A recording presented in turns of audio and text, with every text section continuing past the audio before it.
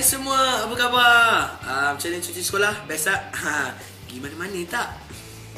Okay, hari ni Haris tak apa sihat. Hari pening kepala, demam, rasa macam nak demam, semua batuk, semua komplit. Hari baru je balik pada hospital. Jadi doakan Haris cepat sembuh. Ya, doakan Haris Haris nak sembuh. Pada hadrat Allah SWT kerana Haris dah lancarkan sini pertama Haris.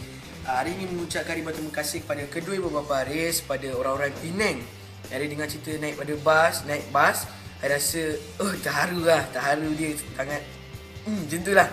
Sebab Haris tak sangka lah ramai yang datang pada hari tu, pada crowd-crowd dekat sana, semuanya terbaik.